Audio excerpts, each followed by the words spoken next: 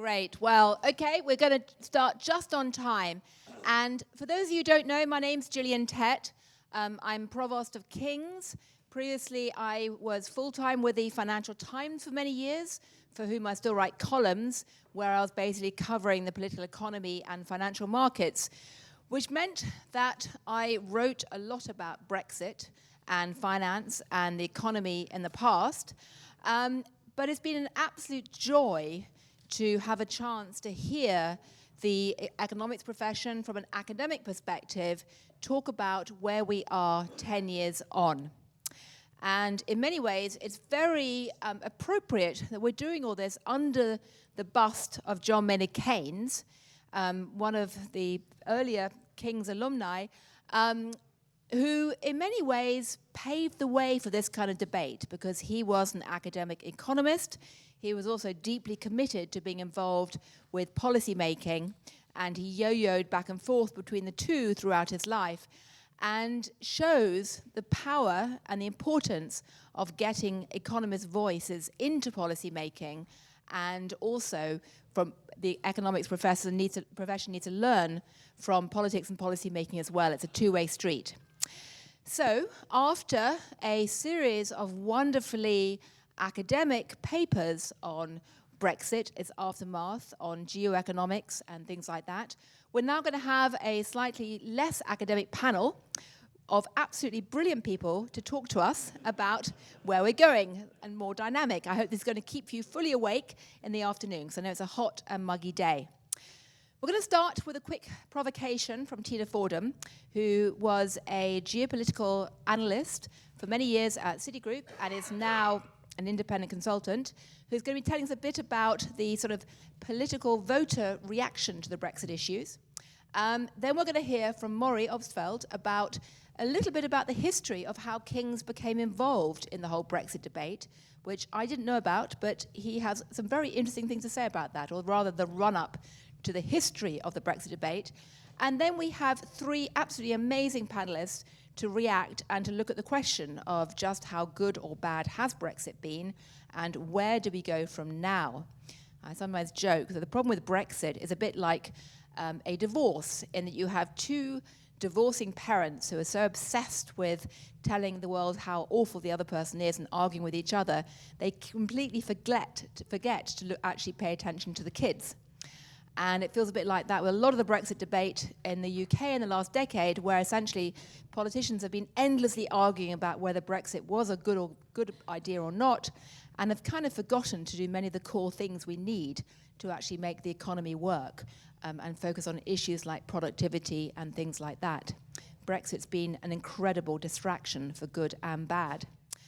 But anyway, so I don't think I need much introduction. We have Anil Kashyap from the University of Chicago, been running a very influential central banking forum for many years. Andy Haldane, formerly chief economist at the Bank of England, is now president, I gather, of the Chamber of Commerce. Is that right? Or I am the Donald Trump of the Chambers of Commerce. Okay, Donald Trump, exactly. And an economist who's always been very effective at communicating ideas to the wider public. And Stephanie Flanders, an old colleague of mine from the Financial Times, who now is the economics editor at Bloomberg, but has also worked at the US Treasury with Larry Summers for a while and other roles as too. So, very interesting, diverse group. And to start, we're going to have a provocation from Tina for about 10 minutes, no more. No, I've got this. Yeah, I do. Sorry, Stephanie pointed out that the speakers, the panelists, aren't going to be able to see my slides. So I'll try to refer to them in my remarks. Okay, well, you can do that as well. So I had a kind of a bird's eye seat during Brexit because, as Gillian said, I was the chief global political analyst at Citigroup here in London, and together with the chief economist, who later went on to the Bank of England, we were talking to investors and business leaders and government about what Brexit might mean, looking at the polling data and everything else. And I had to be on the trading desk at Citi starting from about 3 a.m. as the polls were coming in. And when the data started coming, when we heard from Sunderland, that's when we realized that it was all over, and sterling started to weaken and gilts. And just to kind of humanize all of this data, even as somebody who was literally spending every waking moment talking about Brexit to bewildered global investors, why are they doing this? Why are they even thinking about doing this? Having to say it, I was the person on the hoot, on the trading floor saying, it's done. It just felt like such a shock. And it was one of the formative experiences of my career as a geostrategist advising institutional investors, boards, and C-suite leaders. But who can forget this data? When Andy and I were arguing earlier today, which we seemed to do as soon as we met, we said, one of the things Andy said was, well, the pollsters were really wrong. Well, it's a bit unfair to pollsters, right? Because 48.1, 51.9, margin for error in polling is 3 points.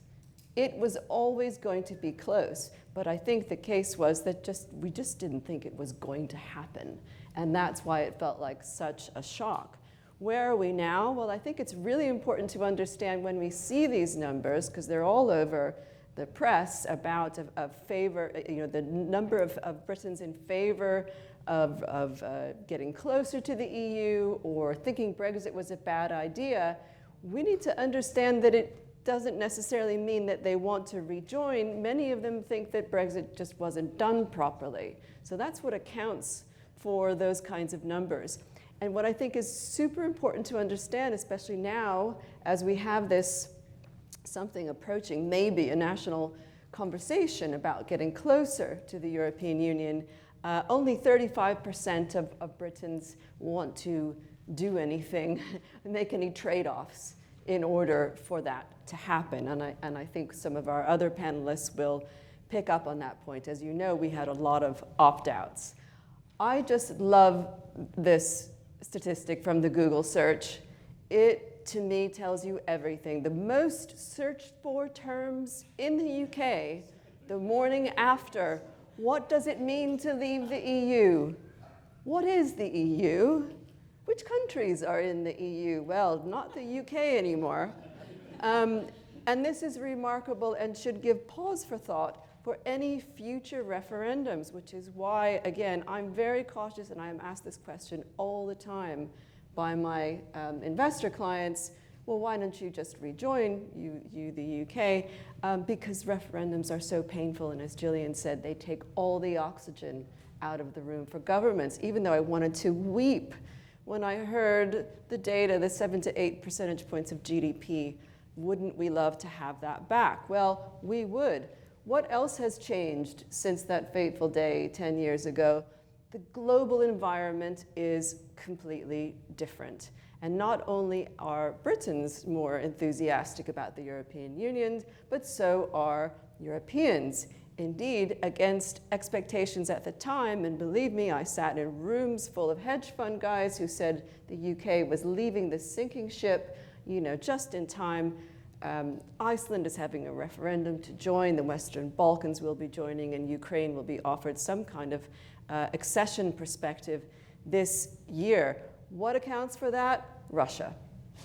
It's very simple. There is safety in numbers, and the notion of being part of a wider group is more appealing in a more complex geopolitical environment. That's certainly where we are. Don't have time to talk much about this, but I really think that Boris Johnson's formulation of cakeism, meaning we like to have our cake and eat it too, really explains a lot about why we still have this conflicted attitude in the UK about the European Union because of those Margaret Thatcher era opt-outs. It doesn't help, of course, that the EU wants to impose pretty high costs on the UK. We saw this during the negotiations over SAFE, joining some common defense. But the UK didn't even manage to do very well with the student discussions, right? So even small baby steps, we're really struggling, and that is why I don't think this is going to happen anytime soon. A conversation I have very often with my 18 and 21-year-old children who are still not happy about it. Well, on the geopolitics, look at what's happened with the special relationship between the US and the UK. This, to me, I marked this in my research as a major inflection point in global public opinion. And the UK is actually the least enthusiastic about the US in terms of trust of these four other G7 countries mentioned. This is astonishing and fairly new, although it has been replicated by other polls. And that's significant. When you say this to Americans, by the way, they don't believe it. They don't believe it. It does have an impact, perhaps a lagging one on FDI. I think we will see that turn up soon. But China being more trusted than the US is important. I want to close on something that I'm working on in the context of my forthcoming book.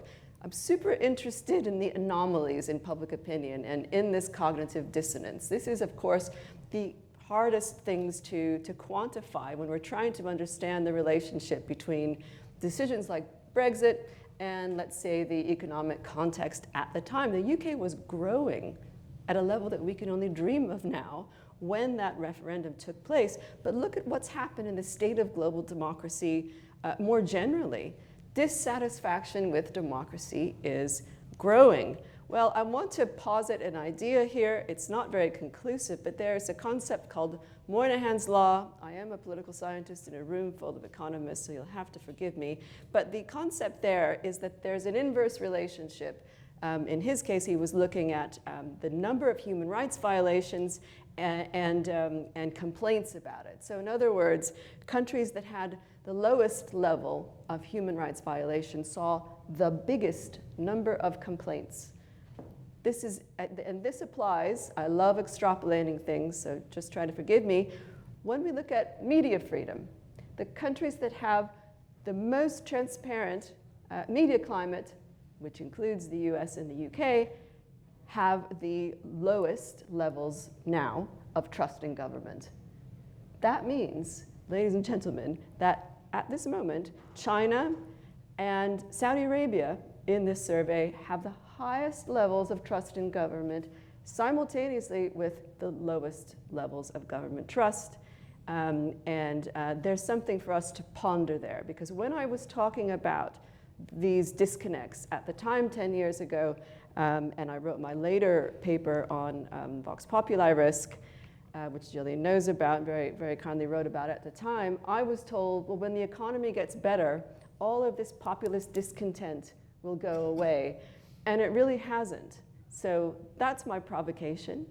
I hope it worked. And this is my book, and the papers I reference are on my website. I do empirical research on Vox Populi risk and geopolitics. So that's all from me. Thank you. That's absolutely fascinating. Take a seat. And I thought that would be a very good counterpoint to some of the other papers about the underlying economics and the numbers. And I just want to quickly, now, Maury, you're going to say a few words. I'm going to start with you.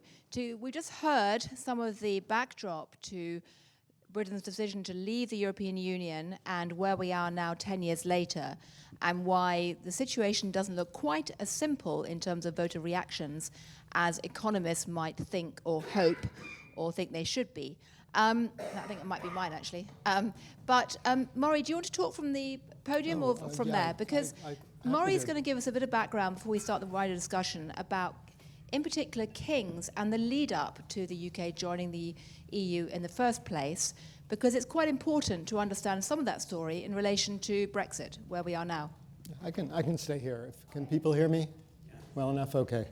And apologies for those of you who lived through all of this history, which is not most of you, but I think for most of you it will be news.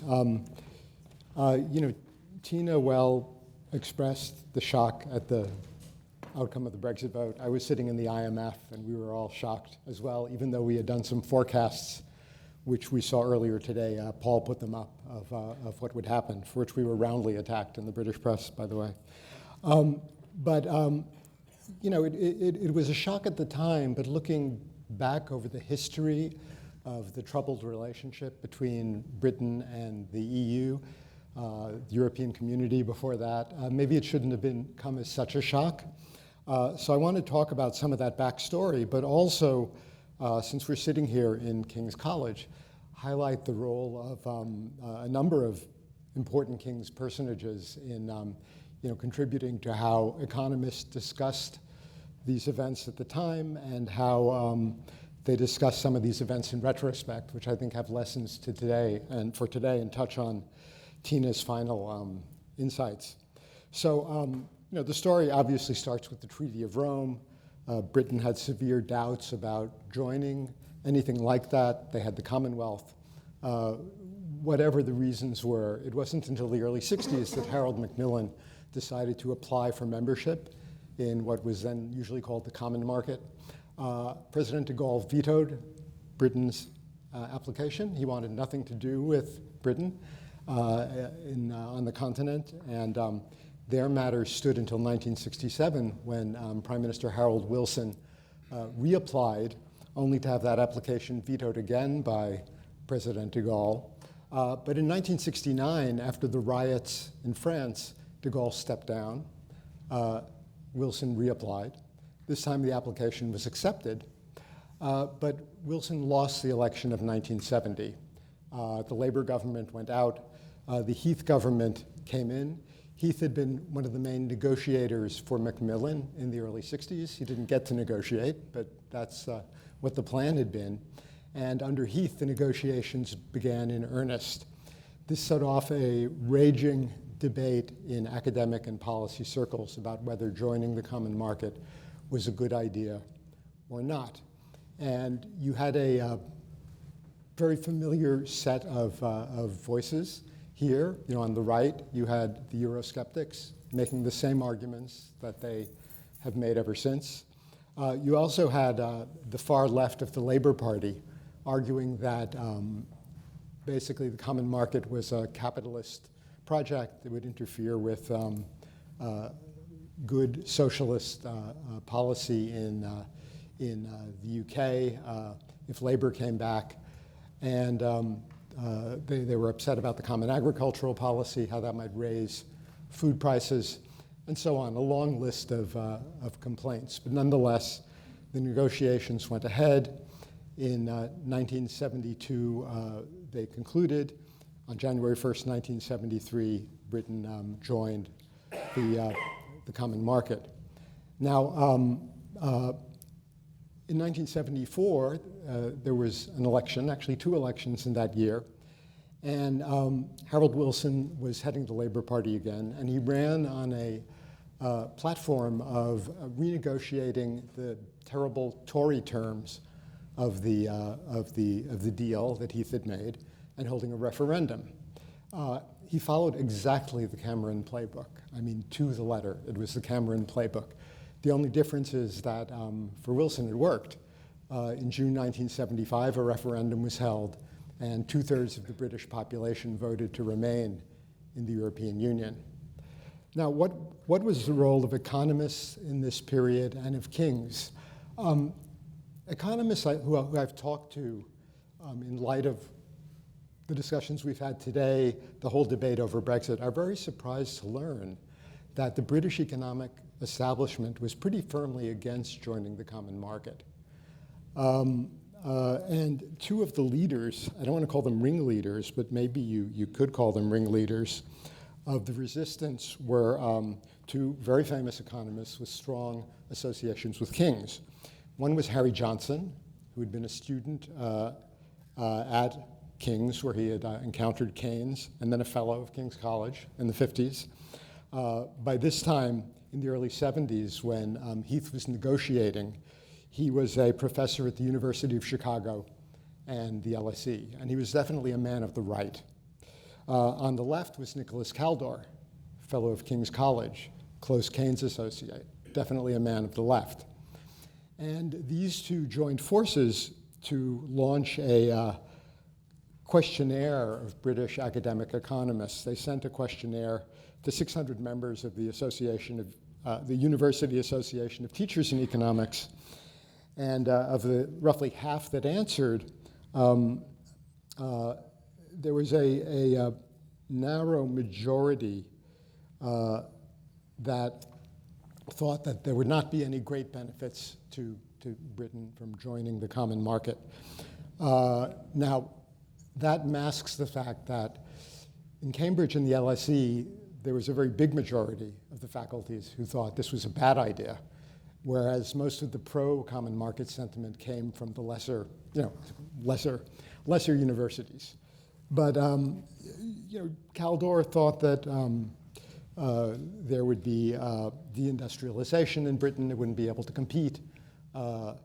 Johnson was worried that Britain might be shackled by a fixed exchange rate. There are a couple of really choice quotes from these people in their respective outlets.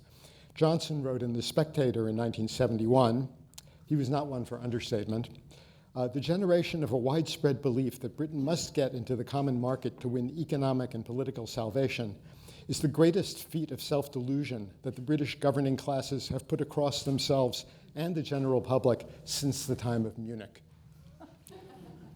We're now discussing Munich again, of course, but in a different context. Kaldor wrote in the New Statesman that if Britain joined the common market, it would become the Northern Ireland of Europe. Speaking of Northern Ireland, the UK Parliament's Northern Ireland Affairs Committee has reported that in recent years, Northern Ireland's economy has grown faster than the rest of the UK by a lot. And there's econometric work also showing this. So remaining in the EU has not been a bad thing. Leading up to the election, the referendum, Wynne Godley, also a fellow of King's, who founded the Cambridge Economic Policy Group, provided intellectual ammunition to the left wing of the Labour Party, arguing that what Britain really needed was not a common market, but controls over imports to counter competitive pressures in the balance of payments. In retrospect, seeing the research we're reviewing today and seeing the controlled experiment of how it actually worked, we can agree, or at least I would argue, that Kaldor and Johnson were both wrong on this. But there were other voices in King's who were not economists, who took a more nuanced view of the question. And I think their warnings are more prescient and more relevant to what eventually happened.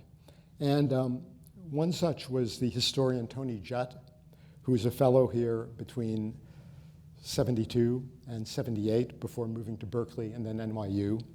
He's one of the great historians of post-war Europe. And I just want to read you and conclude on this, two passages from his warnings in the 1990s about what was going on in Europe at the time. Not just the UK, which he thought was more advanced because of Thatcherism, but all throughout Europe. So in one piece in the New York Review of Books, 1996, he wrote, "If quote-unquote Europe stands for the winners, who shall speak for the losers? The South, the poor, the linguistically, educationally, or culturally disadvantaged, underprivileged, or despised Europeans who don't live in golden triangles along vanished frontiers. The risk is that what remains to these Europeans is quote-unquote the nation, or more precisely nationalism.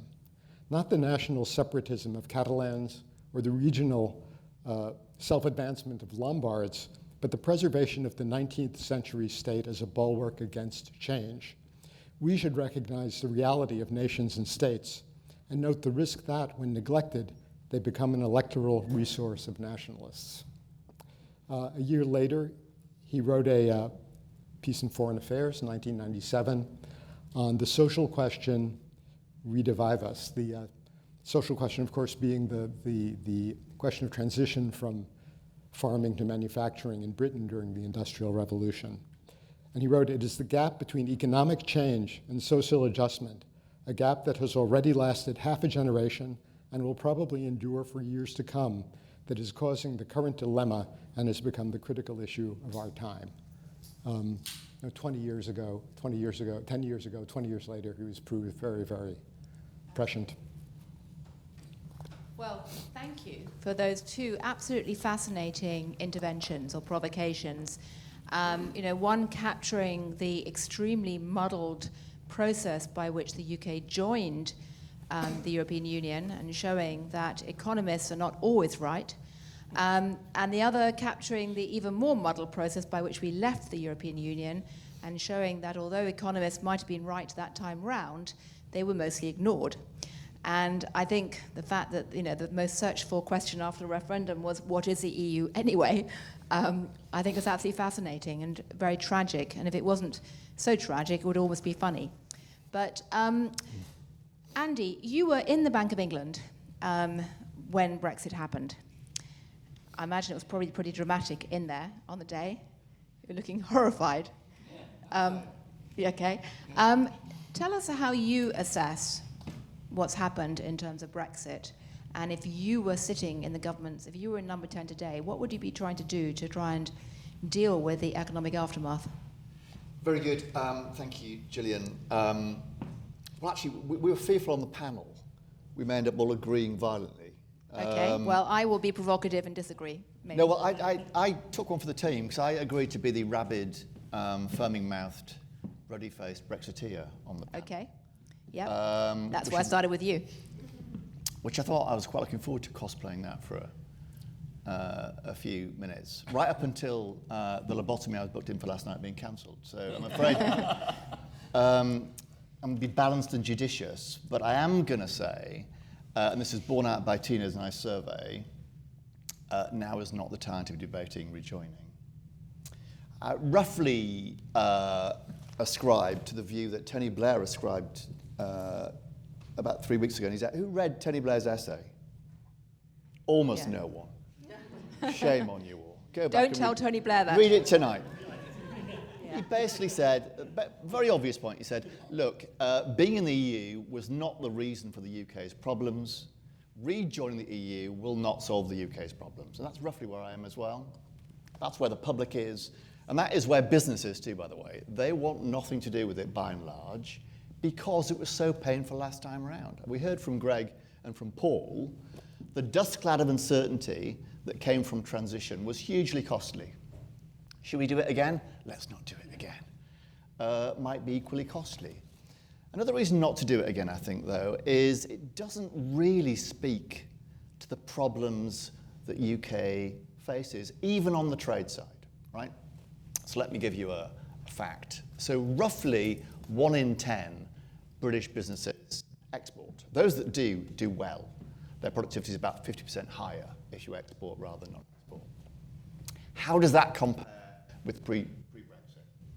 Exactly the same. Then it was 1 in 10. And that looked poor relative to, say, Germany, where roughly 1 in 5, 1 in 4 businesses export. Even worse relative to somewhere like Sweden, where around a third of all businesses export. And what that's telling you is nothing about trade agreements. It's telling you that the key to success trade-wise is flogging stuff that other people want to buy. It's about how good your businesses are. And the truth is, British businesses right now are doing less well on that front than many of our international competitors. They would say the reasons for that are nothing to do with trade agreements. They are to do with skills, the absence thereof, infrastructure, the frailty thereof. It's about energy, the cost thereof. These are the things that are going wrong in business Britain. Those are the reasons we are struggling on the trade front. Those should be the focus of our attention. Now, the truth is, if you do want growth, and successive governments here have said they really want growth above all else, trade is among the single quickest and most effective ways of securing it. So an extra degree of openness buys you around 1% on GDP.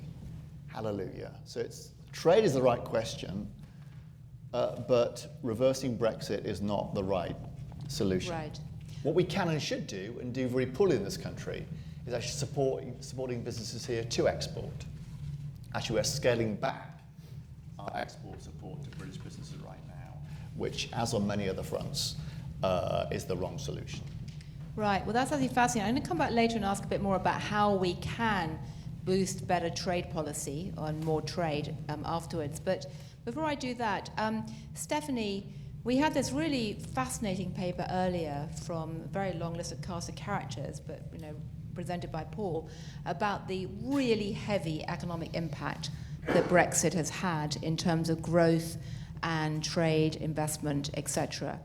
Overseeing the economics coverage at Bloomberg You've obviously seen a lot of that. Do you think those figures are broadly accurate? And would you agree with Andy that the best way to kind of tackle all this is not to spend a lot more time arguing about whether to go back in or out, or even trying to sort of persuade, the 65% of the British population that don't appear to want to go back in, to go back in? Do you think we need to just get on with it and recognise where we are and stop being distracted?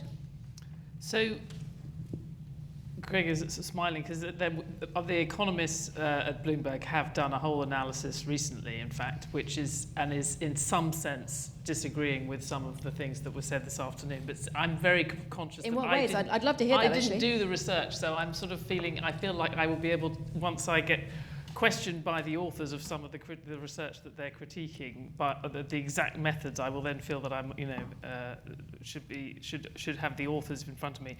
Look, I think there is a debate around. I'm not sure it's actually that helpful, to be honest, but I think you can have a debate around the exact numbers and what the long-term impact is. A clear takeaway of almost all the research is it's in the same ballpark as what we thought before and what was said to the voters in the lead up to the referendum. And we know that it didn't matter to people. Many people who voted to leave knew there would be an economic cost and they were voting for other reasons. The discussion around, whether it's 6 or 8 or 10 or 4, I think, some of that's to do with who you compare us to, how you take account of all the events that have happened. I think there is an issue around having Ireland does distort the numbers when you're looking at a sort of comparator country. You have to make a judgment about, the US has done extremely well. In general, we had actually moved. We'd grown less than the US, but we were more correlated in our growth to the US than other parts of the EU. You have to make an assessment. Has that all gone away because of Brexit? Has some of it gone away because of Brexit? So we do end up with slightly lower numbers. But as I say, I actually don't think that is for the purposes of this panel, I think it's probably my sort of comparative advantage because I now run the politics as well, which partly tells us where we are. We have economics and politics have come together in the world. The combination of looking at the economics and politics of the UK in the last 10 years, I think one of the hardest to pin down, but in some ways most obvious costs, has been the hit that Brexit produced on, or even the punch in the stomach for not just the elite, but specifically the policy-making elite, the people who had run the country. The experts. For the last, yes, the experts. And of course, we were an example that many others followed, a kick in the teeth to experts, putting nation first, moving away from globalization. And the fact that everyone else has followed our example has actually made it more costly, Brexit, because we do live in a more fragmented world, in part thanks to that populism. But if you think about why is it, at least the previous governments before this one had the excuse of Brexit for why they had got lots of other things wrong. There was this massive distraction, constant argument over this one set of policies that they had to try and resolve all the contradictions of Brexit, of the vote. So that was sort of an excuse for having, frankly, either neglected or screwed up a lot of other policy. But here you could also say that some of them weren't necessarily cut out for the job, didn't always have the nation's interests at heart. You could make all of those criticisms.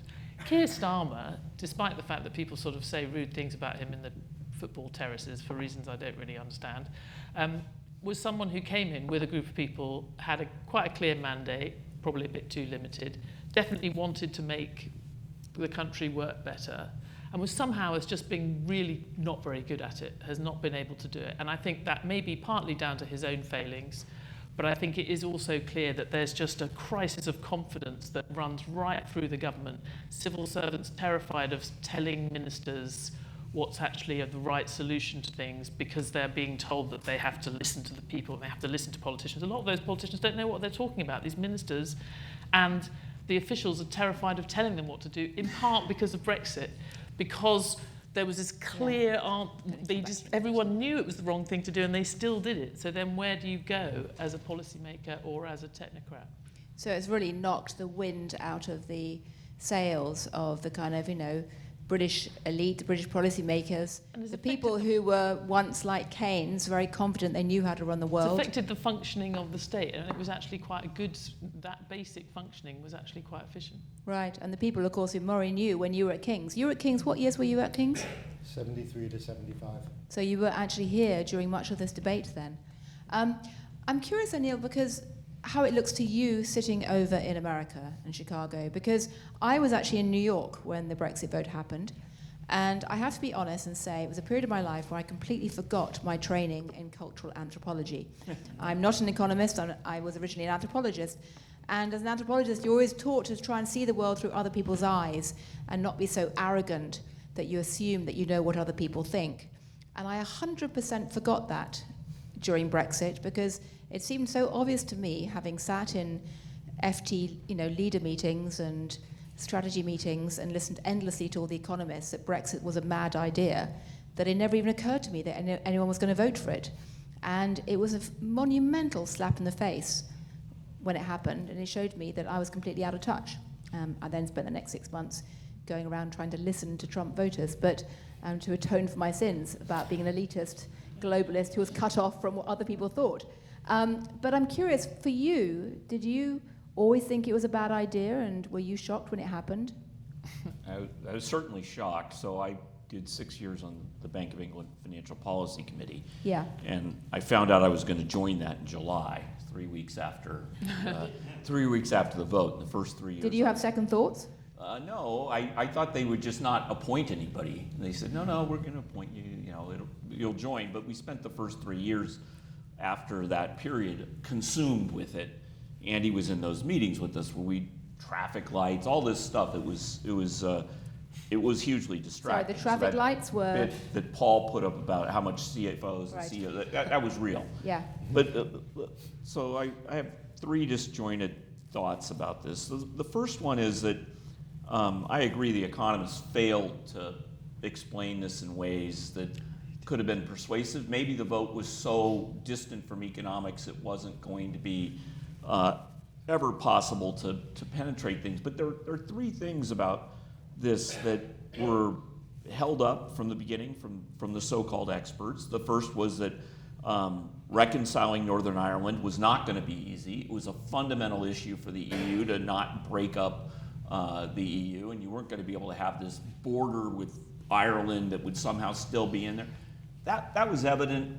The next day, people were asking, how are you going to get that fixed? The second thing is that we don't have a great theory of why gravity affects trade so much, but it's like an iron law that the trade deterioration was going to be there, and there was just no chance that we were going to have free trade with Australia or the US or any of that. And the third thing was the budget fantasies. I mean, the numbers never added up. This idea you're going to get a free hospital every week from all the transfers that were going to the EU, when in fact the flow was the other way. Now, this is not unusual. If you go ask a random American that lives in Mississippi, they will say we are getting screwed by Washington, D.C. mercilessly, even though there's millions of dollars flowing from New York to Mississippi and has been for 50 years.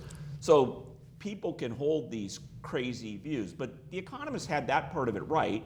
What they didn't have right was what the vote was really about to people. It was about completely other stuff. And I don't know how we can contribute. The one thing I think we should spend more time on is beating... And we being the economists. The economists. Yes. Beating down the idea that it wasn't done properly. There was no done properly. That couldn't have happened. And I think people shouldn't get a hall pass on that. If they want to say that, you have to first convince them that this is like an accounting identity, that there was no, you can't fight identities. There was no way that doing this properly wasn't going to leave you poor. It might have left you with a different colored passport. Doing properly is the cakeism. So Yeah, yeah. That wouldn't have left you poor.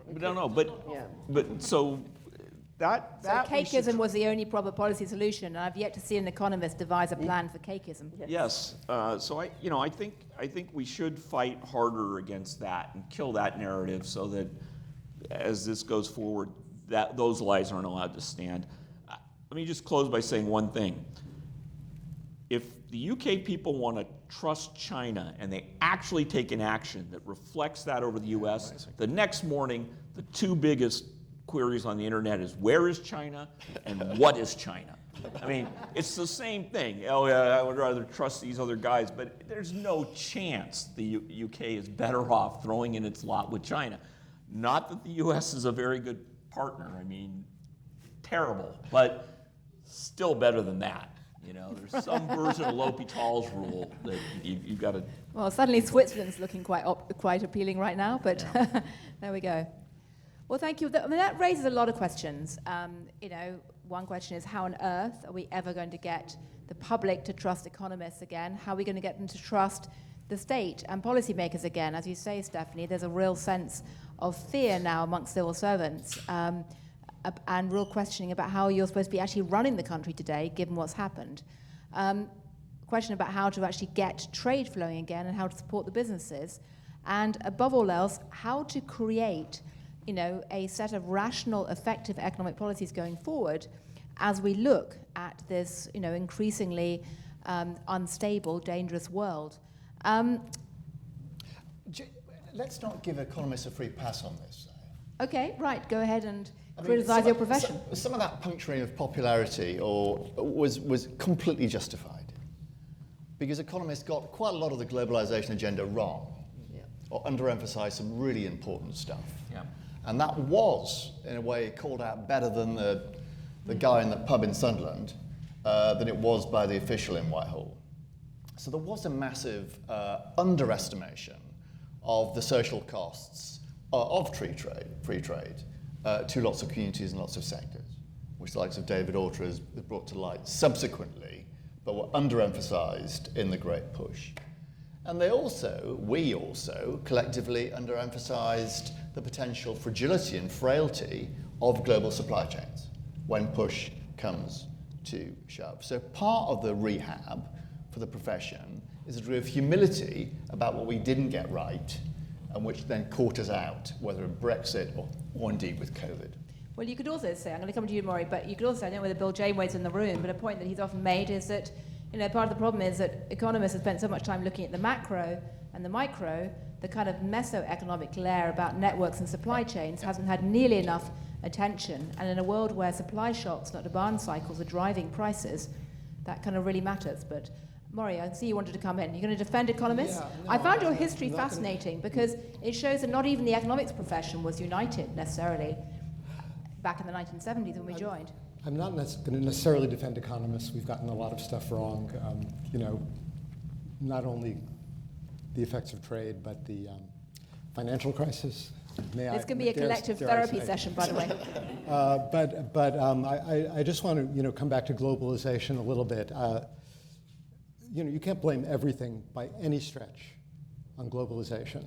Like globalization is maybe 15% of the problem, but there have been a lot of long-term structural changes associated with urbanization, agglomeration, technology, which have concentrated activity in urban areas, which have caused dislocations for rural areas.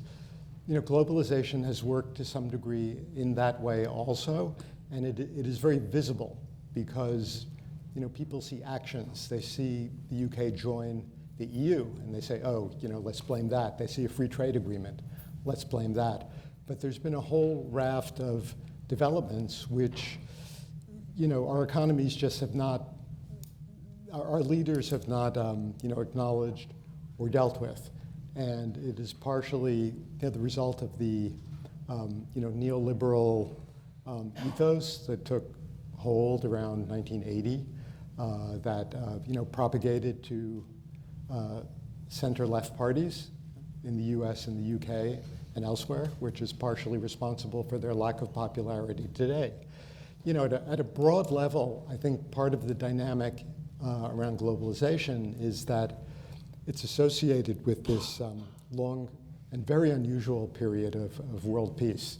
Now, we talked about this in Stanford a couple of weeks ago, but we had with the collapse of the Soviet Union, we entered a period that's quite unique in world history, where one that was very favorable for the expansion of global supply chains, for global integration, for all of those things, but one in which also the absence of military threats, I think, allowed governments to avoid questions of social cohesion. If you don't have to send your young people off into a war, whatever, let globalization roll, let technology roll. So there's a broad failure. I think economists could have been more vocal in identifying the problems, but I think it's much broader than just globalization. Right. I'd also say, I know Stephanie wants to get in, and then you all want to get in. I was going to say also, of course, the absence of major political conflicts and war after 1989 meant that it looked very natural for economists to create wonderful models predicting the future without worrying about political risk, because that was something that infected developing market bonds. But grown-up, or emerging market bonds, grown-up developed world bonds were not supposed to have political risk. So that was one of the problems. But Stephanie... And running down the defence budget over those years was a significant help in terms of providing extra money for that government. No, I think on this cultural, it's quite important, that, again, it's a reason why you don't want to focus only on going back into the EU or the economic damage of leaving the EU, because then you're sort of making the same mistake of associating all of the problems with either having integrated too much or integrated too little. And I actually thought Maurice was right to remind us, the UK's relationship with Europe has been conflicted and weird and sort of never entirely comfortable since World War II. Yeah, and I think a therapist would have Tom a field McTague's day. book is absolutely fantastic on this, and you're kind of reminded of how we were, and I certainly felt at the time in 2016, I definitely thought we would end up having a referendum on in or out of the EU, because I thought the EU was moving on a path which was making it harder and harder for us to stay in, because of this kind of a desire for sovereignty that many people had, but also a sort of hardwired part of the UK that did not feel European, and that was going to come to a head. And I think Brexit is possibly one of the things that has helped to put the EU on a slightly different path, not necessarily a better path, but I think we're not sort of moving in lockstep to a closer and closer integration. We're moving to more of an array of memberships, one of which may end up being ours. But the single biggest predictor, I was very struck by this, if you wanted to know one thing about someone, to know whether or not they voted leave, actually wasn't their education level, where they lived in the country, their level of income. It was support, just a single thing was support for the death penalty. If someone supported capital punishment, they were overwhelmingly likely to vote for Brexit. Now, of course, there's a reaction to that, because that's weird in a UK context, right? It's not been remotely on the political agenda for 50 years. But there was a significant proportion of people in the UK have always supported capital punishment, and it's never been on the agenda. And it was symbolic of how they'd just been excluded from political debate. And it's interesting to note that that's one of the things we've seen in the Makersfield by-election. One of the things that Restore has built some support from is actually saying it's going to bring back the death penalty, something that's just not been anywhere near our discussion. And I'd love to know what the correlation of that is with reading the Daily Mail. But it's not, everyone here is laughing, but I sort of think it symbolises people's just cultural exclusion from the debate that anybody here has been part of. That's very good point. I see Tina wants to come in, and then Anil. Well, so in political science, it's not cultural exclusion, it's authoritarian personality. There is a place on the spectrum for the authoritarian personality, and they like the death penalty. But you're right that there hasn't been maybe an outlet for the authoritarian personality in the UK spectrum, but we now have a 7-party political system since Brexit.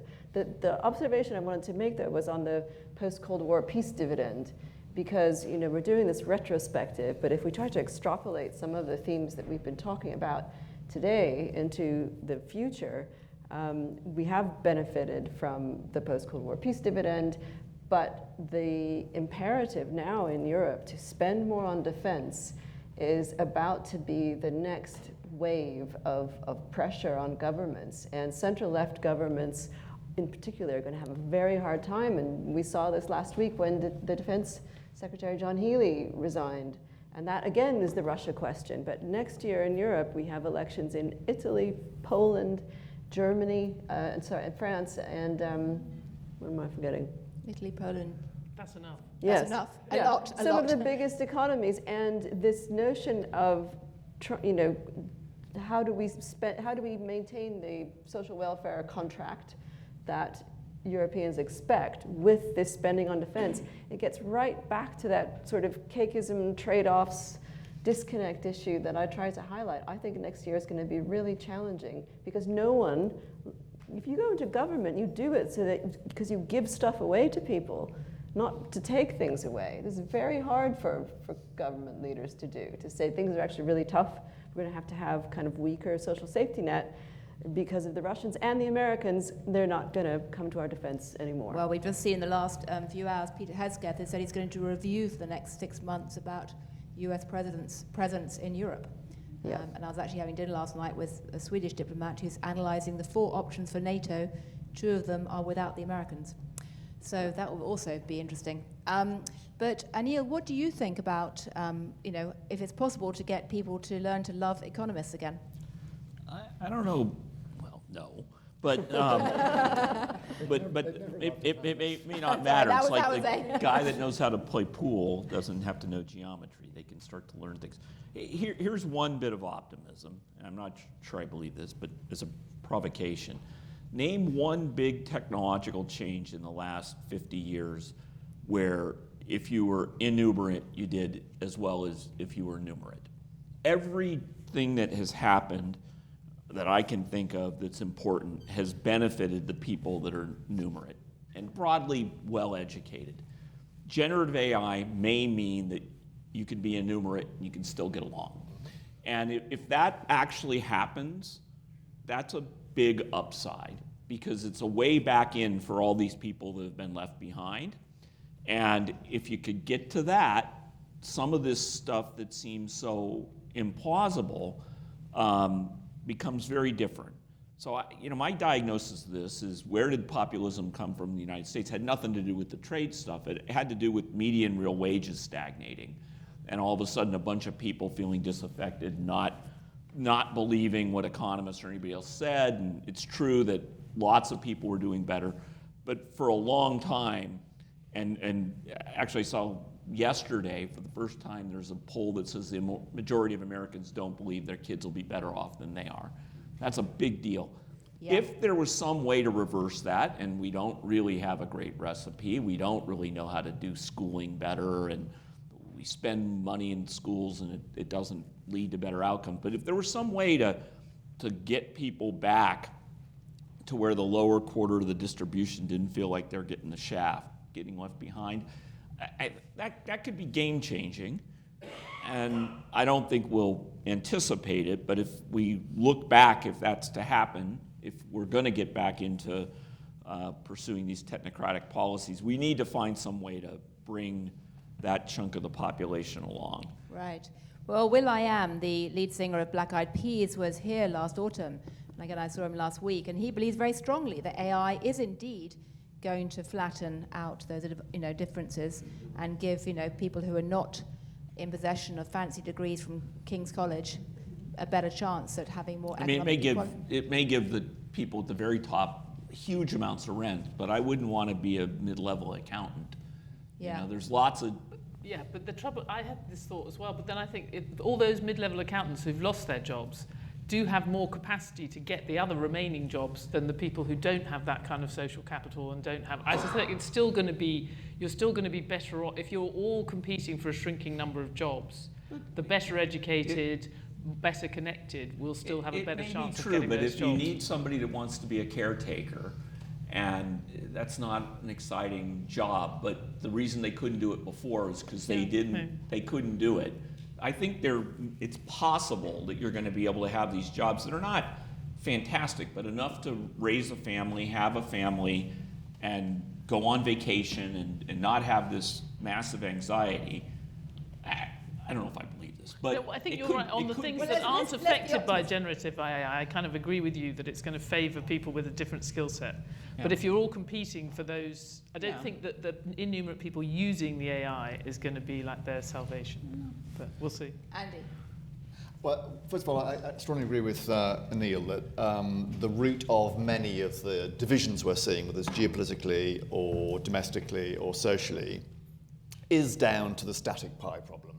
You argue more about the slicing when the pie is not expanding. And the worst diagnostic on that is the fact that in the US, and as best we can tell in the UK, anyone between age 18 and 32 is tracking below their age equivalent parents' level of income. And that's the first time that's happened since the Industrial Revolution. And that's a breach of the social norm that we've had for many. And that goes to the core of this. Could AI be the great redeemer? I think there are grounds for optimism on that, for some of the reasons that Steph and Anil have said, both on can we then reach in to the lower tail. I've been quite taken about some of the stuff that the Khan Academies have been doing with OpenAI, which is basically giving everyone a personal tutor, albeit a digital. Yeah. We know that personal tutor improves education performance by 2 standard deviations, like miraculous. If you can do that at 0 marginal cost to everyone on the planet, that could be a complete game changer. Not as a substitute for a teacher, but as a complement to a teacher. There's even a school of thought, and actually John Burns-Maddock, your fellow FT columnist in the FT, has spoken about this, that whereas social media as a technology was naturally divisive, that AI, Gen AI, generates natural convergence. Well, it brings out, we're actually doing some research on this in King's.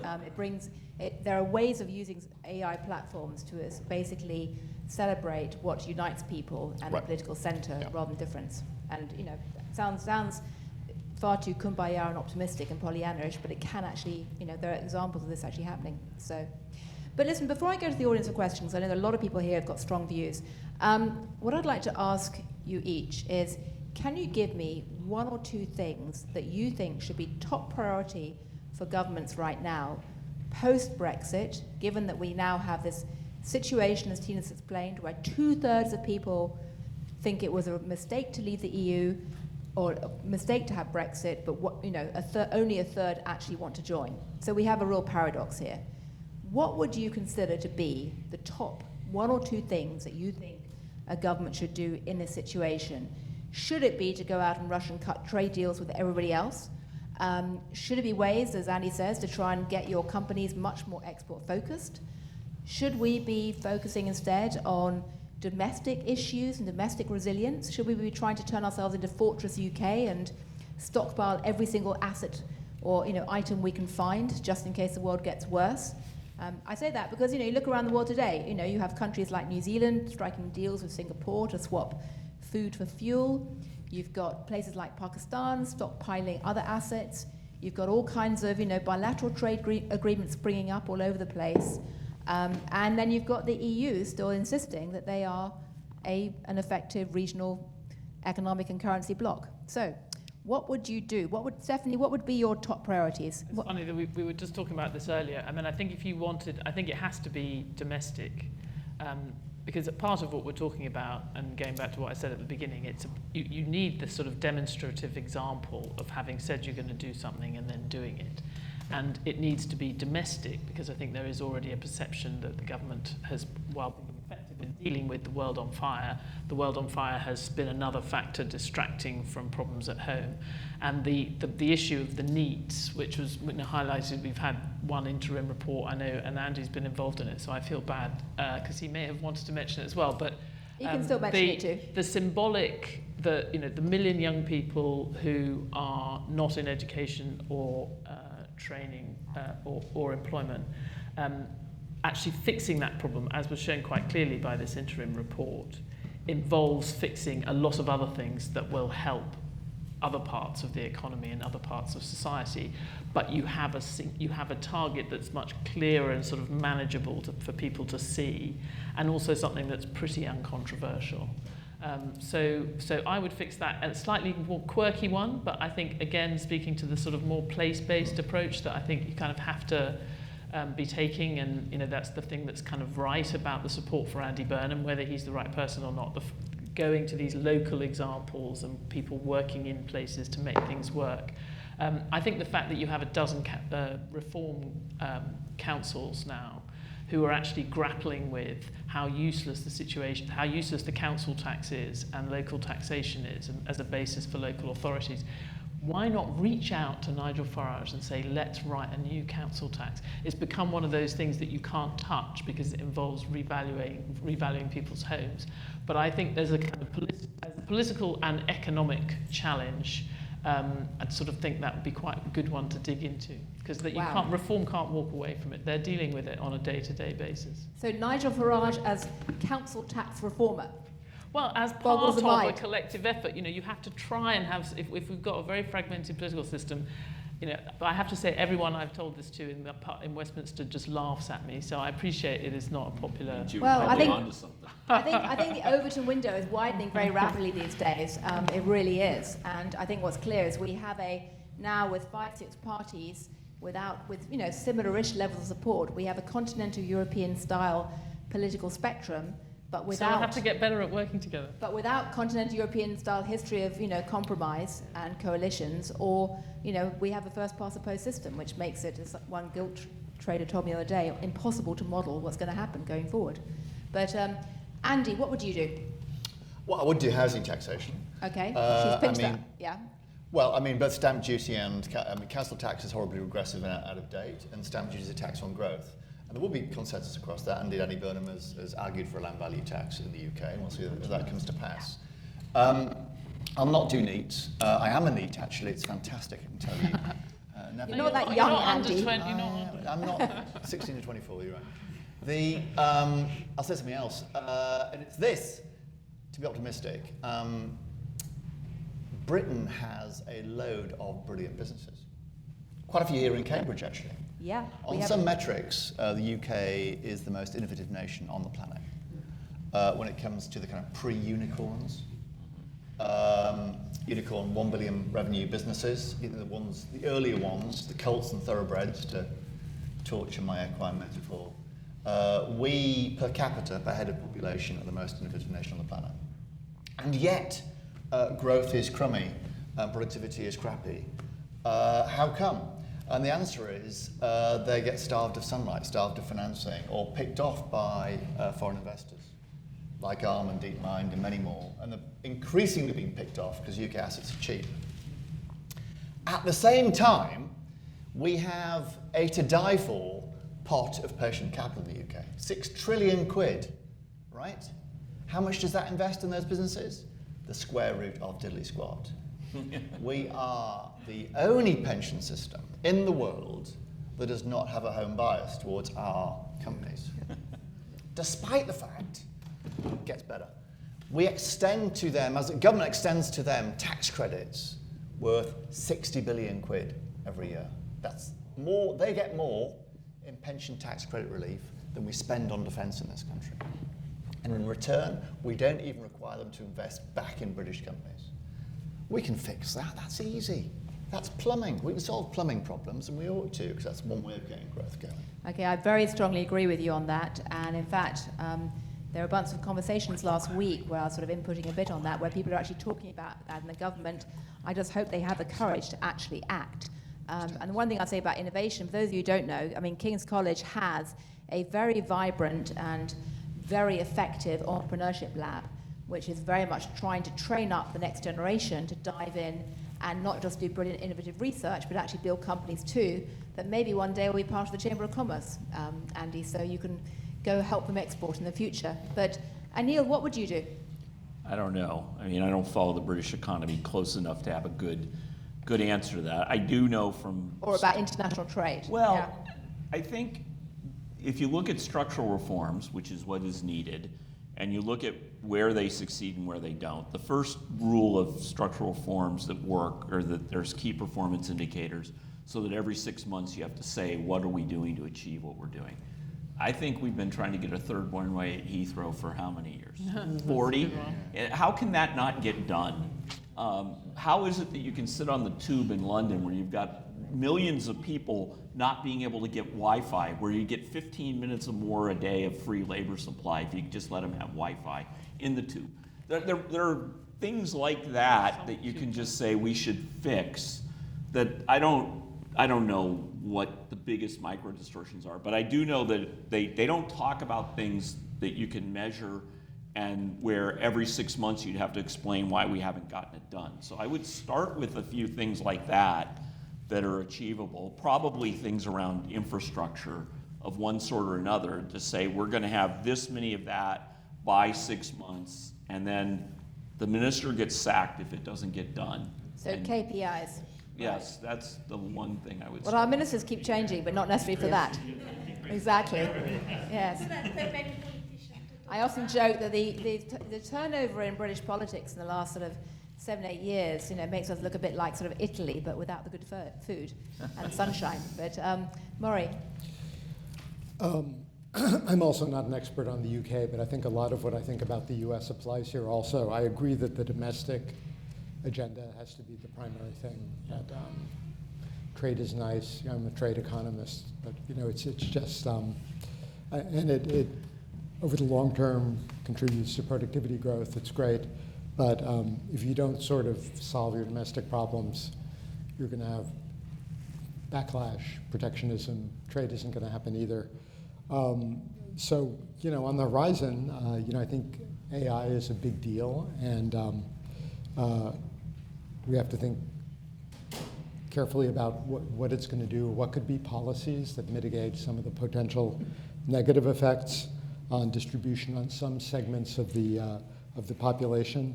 In particular, the younger generations are really disaffected in the U.S., and I assume here also. Part of the disaffection here is Brexit, but itself. But these kids went through COVID. They felt that they sacrificed to preserve the lives of older people. They see big government debts that were much smaller in their parents' generation. There's a lot of angst and even animosity that I think we have to confront, and that will require some serious thinking about entitlements, redistribution. I agree place-based policies don't address the generational question, but there is a place for them, and even in the U.S., economists like Gordon Hanson are pushing that very, very convincingly. The AI question is inherently somewhat multilateral, but I don't think there can be real progress on really any multilateral projects until you solve these domestic issues and convince voters that you are dealing with the things that they care about.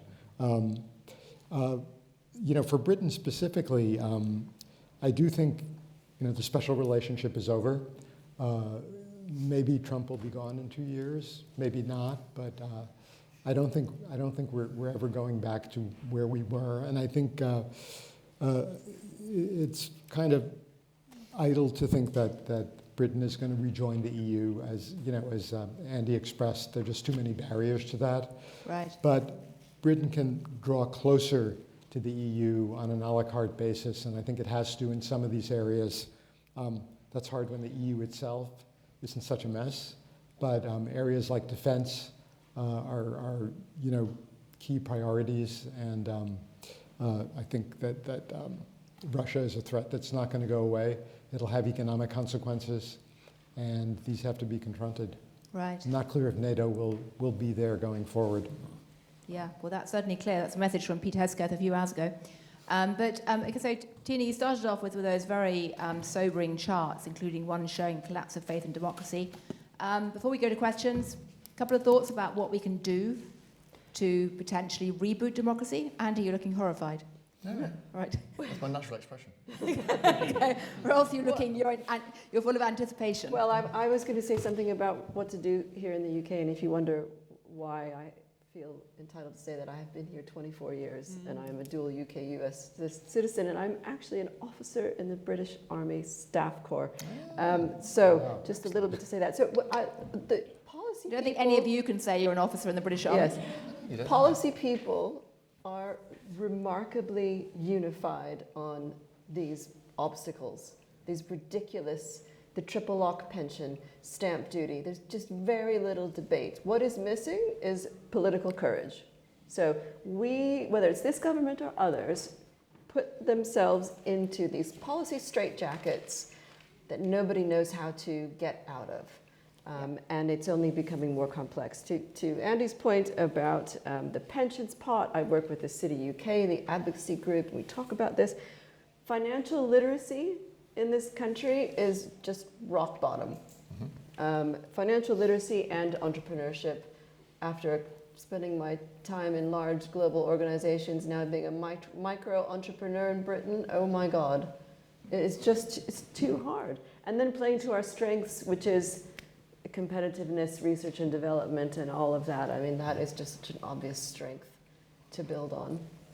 Particularly sitting in a university where we're so proud of our research. Yes. But we just have to find a way to get it to reboot Britain.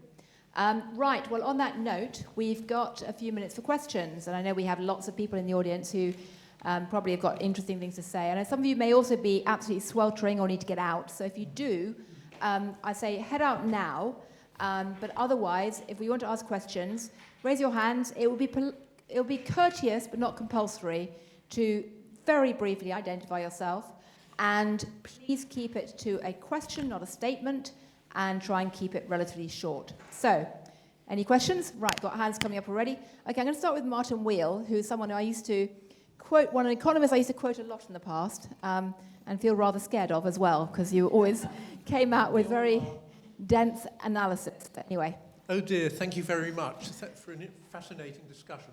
Martin Wheel from the other King's College in London. I wanted to ask a question which is perhaps targeted at Andy.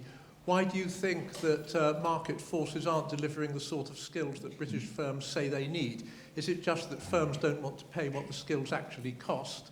Ken Arrow wrote an article in 1959 about the shortage of scientists, and said at the end that perhaps it was like the shortage of servants. People didn't want to pay what they cost. So why isn't the market working? Thank you. Good. Andy? Yep. Are we going, all right? I think that was for you. Very good. Let me have a Unless go at anyone that. else wants to jump in. Yep. I've got two answers to that, Martin, I think. Why do UK companies not invest sufficiently in the skills of their staff? We are towards the bottom of the OECD League table for investment in staff. It is a free rider problem. That it isn't individually rational to train up your staff if you think they'll walk across the road the next day to another firm. But of course, what is individually rational can be collectively calamitous, and that's where we find ourselves. Other countries have a different form of social contract. Take Germany, where there's an implicit agreement that you train your staff well on the assumption that that raises the average, the aggregate, and everyone benefits from that. We need that. Accompanying that, the skills system is broken, top to toe, from schools into skills. It's true of our school system. That's where we've got 1 in 7 people neat. Imagine a business, right? Imagine a business producing widgets, and 1 in 7 of those widgets was defective and couldn't be used. That is our school system, but where the product in question is the most important of all, which is young people. We'd sack the management, we'd close the system and start again. Schools are wrong. Our skill system, further education, vocational route has been the collapsed left lung of the UK education system for about 30 or 40 years. And even now, the healthy lung, which was higher education universities, is no longer healthy and needs a fundamental rethink as well. So I'd start with that. The system supporting skills is broken and certainly not fit for 21st century purpose. And businesses are stuck in this free rider problem, which we need to find a way of solving. Right. By the way, I would, right now, we extend tax credits to investment in R&D kit, and I would keep on doing that. But do not extend tax credits for investment in the things asset we think is most important, which is people. Which is mad. In fact, we do the opposite, because the apprentice levy is a tax on people, whereas actually there's a much stronger case for a subsidy. And it's going to matter a lot, obviously, with AI, because the big unanswered question in the UK is who's going to teach workers AI skills? Because in Japan, it's companies doing it. In Singapore, the government is. We don't know who's going to do that in the UK. Right, any more questions? We got over there? Yeah. David Reiner, Judge Business School. I think it was striking that nobody mentioned the EU. So I was wondering if you could kind of opine on whether the EU has come out worse out of this than the UK, both maybe politically and economically. Steph, do you want to take that? Yeah, I mean, I think there's been some damage. It's been much less because obviously we weren't, and that was the basic asymmetry of Brexit, that they were much more important to us than we were to them, even though we were relatively important. And there wasn't one country for whom, apart from Ireland, for whom we were really kind of central. One of the things was, I was just to pick one example that I think has been, people tend to talk in a very general way, usually British people, about how Europe has been deprived of our kind of reforming zeal. We had the British voice around the table that was kind of pushing for liberalisation and all these things, which I think was definitely true, particularly in the Thatcherite era. It's probably true to some extent. I think we have seen, and this was actually confirmed, we had Nadia Calvino, who's head of the European Investment Bank, came in this week, and she said she thought one of the incidental costs of Brexit for the EU was that it had made it much harder to move ahead with capital market union, which had obviously become, in fact, more urgent as a result of all the challenges we've talked about, the financial challenges. Because before Brexit, you had London was just an unrivaled, the leading financial centre of Europe, and there wasn't a lot of competition around that. And actually, you wanted to have a capital market union because you wanted to be kind of more closely integrated with London. Once you don't have London, you have all of the cities fighting like cats over who's going to be, who's going to take the place, who's going to take some of these jobs. And as we've learned, no one place has, in fact, none of the cities have really fundamentally undermined the position of London, and certainly no one city has taken its place. So I thought that was an interesting one. There's lots of, I think you could also argue that just the example of Brexit has kind of scrambled the politics in ways that are not particularly helpful, although it has also provided this fantastic example of what you don't want to do. But I think, that was an interesting one. I think that probably has been a significant economic cost for the EU, but it's more subtle than just losing access to the UK. Yeah, well, I can see that because, Tina, your slides, didn't they, showed that attitudes towards the EU had changed quite a bit since Brexit. And of course, within the EU, yes. Within the EU as well. I can see Mercy wanted to ask a question. Did you, just to get a range of voices, are there any students in the room who want to ask questions, by the way? I always like to do this. And I can see lots of non-students enthusiastically waving hands, but anyway, so I'm looking for some, but it's, Mercy. Can you hear me okay?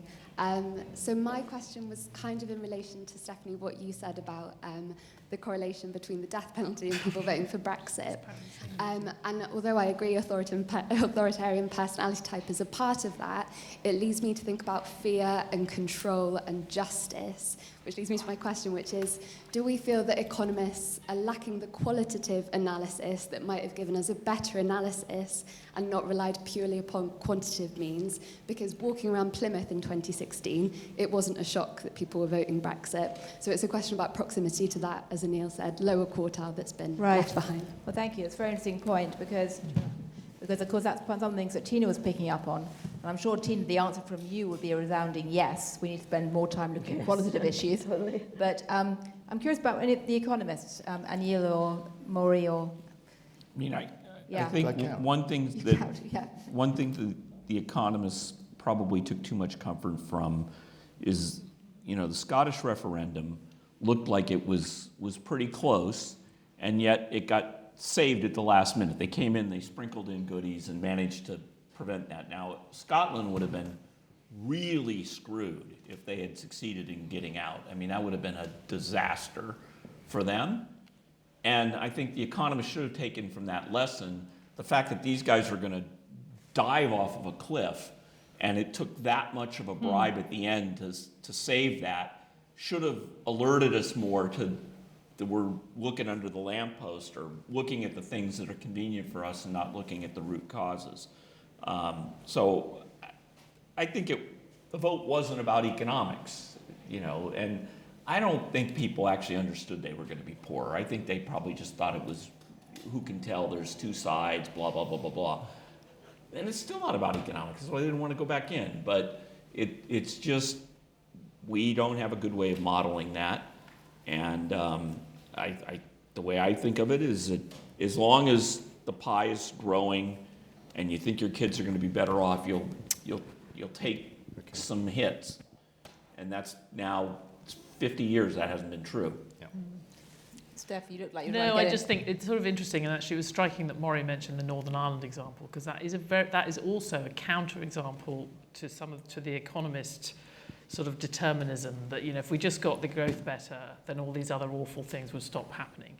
And Northern Ireland has absolutely had the best economic record by far, has actually benefited from Brexit, not just because it's continued to have access to the EU in a way that the rest of the UK isn't.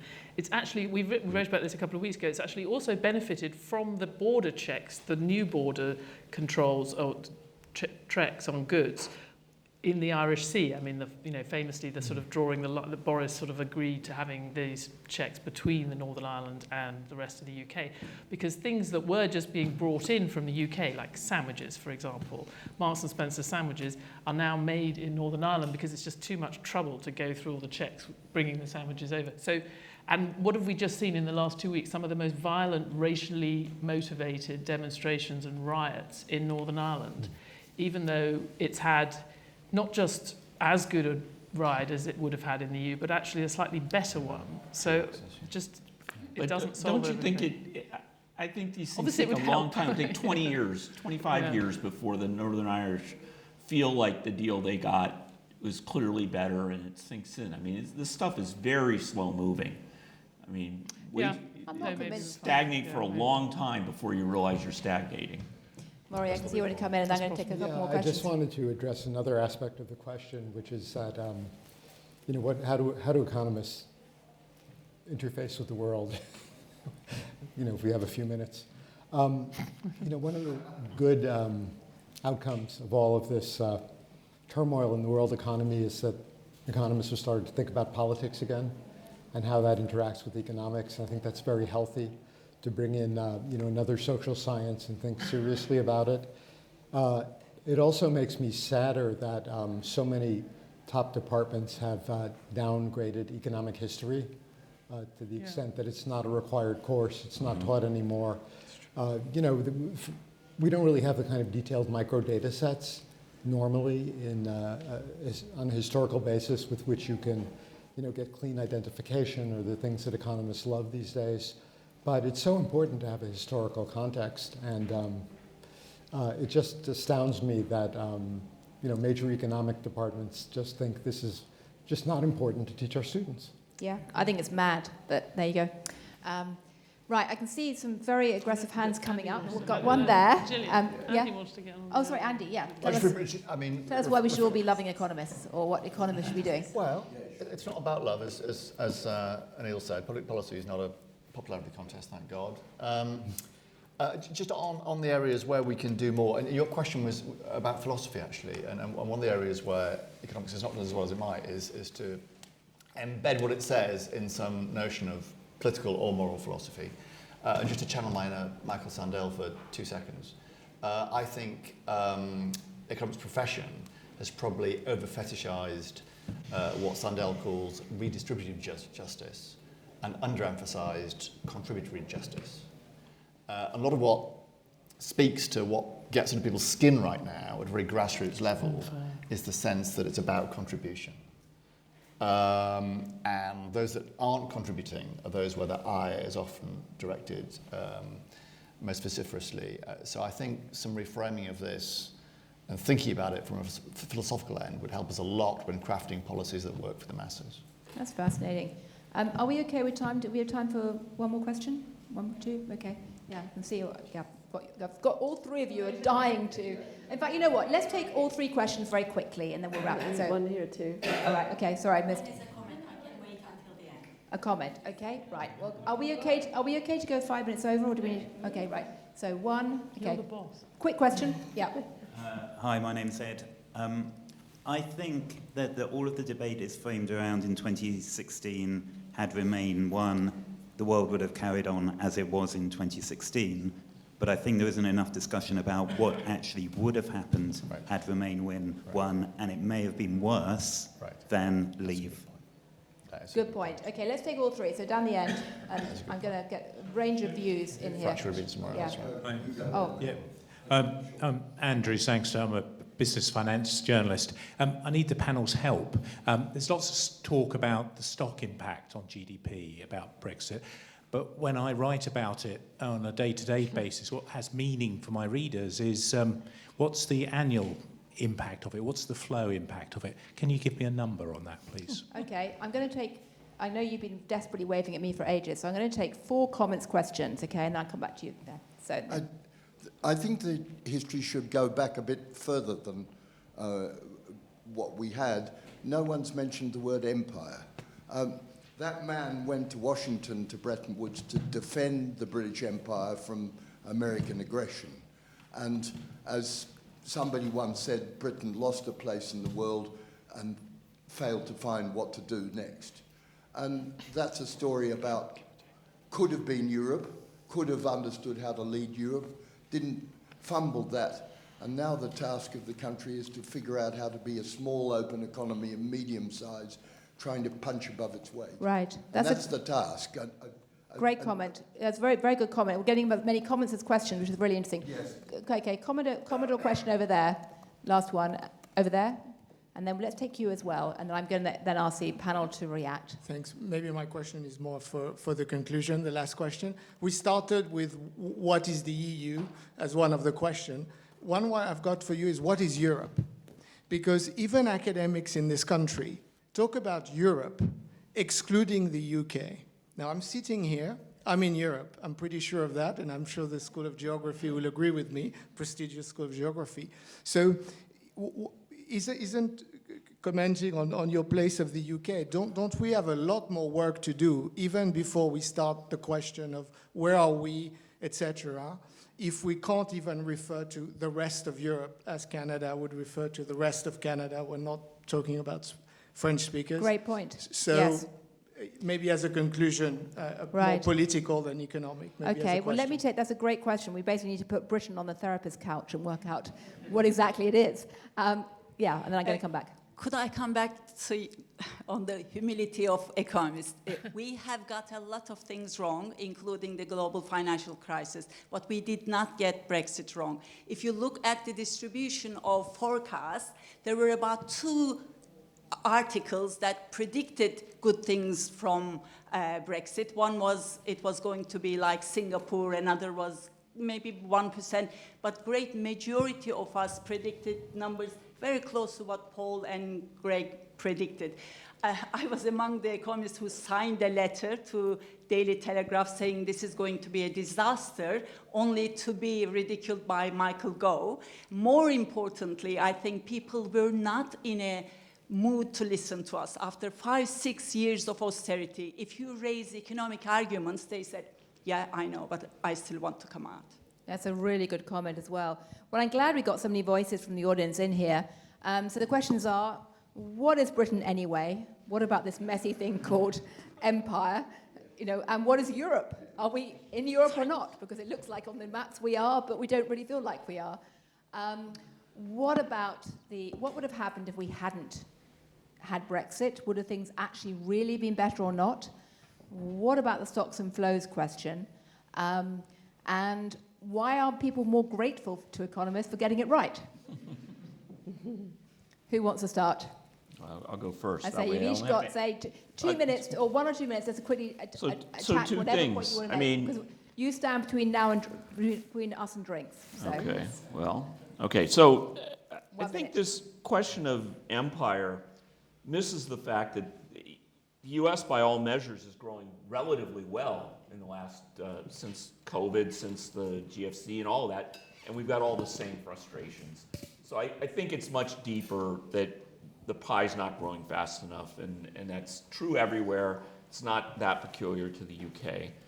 I think this, Bernanke was once testifying after the financial crisis, and Barney Frank, who was interrogating, said something, and Bernanke said, well, but you have to understand, you know, if we didn't know all these bailouts, it could have been worse. And Frank looks at him and goes, you can't put on a bumper sticker, it could have been worse, and run for office.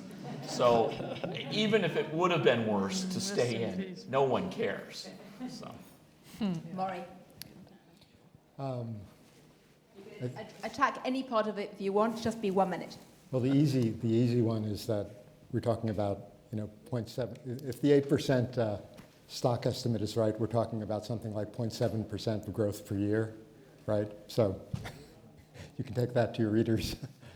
In Europe, I think part of my point was earlier was that the EU, Britain has been very unsure about whether it is part of Europe or not for a long time, for a very long time. And as Hitler was invading Western Europe, Churchill talked with the French about somehow merging, and so there are episodes, but basically there's a huge uncertainty about whether to identify with Europe, with the Commonwealth, which is the remnants of an empire, with the United States, and I think we're in a situation now where Britain has to reach out to a lot of partners. CPTPP is probably marginally important, but a good idea, but certainly get closer to Europe now. Right. Tina. Well, you can pick any question you want. Okay. I was just thinking, I was thinking that if UK companies do trade at a discount. I mean, I talk to investors all the time about this. Has Brexit hurt us? It has certainly hurt our perception in the world. UK PLC, I mean, we've got a lot of things going for us. A lot of trading operations had to move out of London. Of course they did. You can't trade Eurobonds out of London. It wasn't the disaster that a lot of people expected, but it has put a big dent in perception. I think it's impossible to get away from that. Number of listings at the London Stock Exchange, now rebranded as a data organization. This has, it has accelerated an existing problem that we have. Yeah. Okay, Stephanie, then Andy. Well, I think the perception that the economists were wrong did come out, and it actually goes to this point of the annual cost. Part of the issue is you can't identify, you could spread it over 10, you could do a basic calculation that spreads it over 10, but actually the fact that it is something that is growing over time and can be done, integration happens over a long time and the benefits happen a long time, and we always discuss how the benefits are diffuse and the losers are very clear, and that's one of the things that's politically difficult. But the asymmetry with disintegration, or moving away from integration, is that you can actually do it overnight, but you still have this very slow process and a very diffuse nature of the costs. And part of the issue of why economists will, I think Gove even, that was one of the reasons he said all these people were wrong, is because we didn't have a recession immediately after Brexit. Now, actually, most serious economists didn't think there was going to be certainly any significant recession. But there was the somewhat surprising strength of consumption, the fact that we didn't see that uncertainty cost that we saw in some of the analysis earlier, was just not evident in consumer spending or in the kind of day-to-day economy. I think it led to this feeling that the economists were wrong. But I would say on this question of identity, I mean, isn't the irony, and I'm not the first to say this, but Brexit has made us more European in so many ways. We were growing faster than the rest of Europe. For the years previous, we're now growing either in the middle of the pack or somewhat slower. We had quite different politics. We now have got a much more European system of like 5 or 6 parties that are going to have to try and get along. So, I think in 10 or 20 years' time, whether we're in the EU or not, I actually suspect we will feel more European. Now, it could be that Europe itself is pretty much of a nightmare at that point, but we will have moved more closely to it. That's truly ironic. Okay, Andy, last word, and then I'm going to say a couple of things quickly. So, I mean, the irony of Brexit is it wasn't really about the EU. What it was about was stalled social mobility and the erosion of social capital. So had it not been Brexit, it would have been something else. It would have broken out somewhere else, and who knows what the outcome then would have been. And it has been, even with Brexit riots on the streets, and who knows what that might have been. So I think that is a good question, the right framing, and it suggests the problems we need to tackle are those two. And investment, and that speaks to growing the pie, because that helps on social mobility, and investing much more wholesale on regrowing social capital. Right. The EU is part of the answer to that, though. You started with your metaphor about, the divorce has happened. A discussion about remarrying is probably a bit premature. Didn't work for But me you to can be aim for a Elizabeth civil Taylor. relationship at least. As anyone who's been through a divorce knows, it's not easy, but that has got to be the goal for the kids. We both speak from experience on this. Yeah, exactly.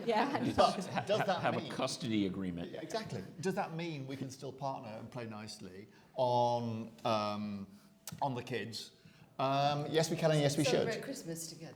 Exactly, and the equivalent, and that includes things like, should we find common cause on defence right now? Well, of course we should. Yeah.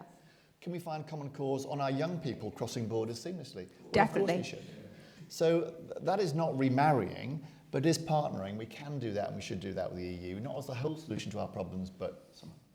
Well, thank you. Well, it's been a great debate. I mean, I take away several key points.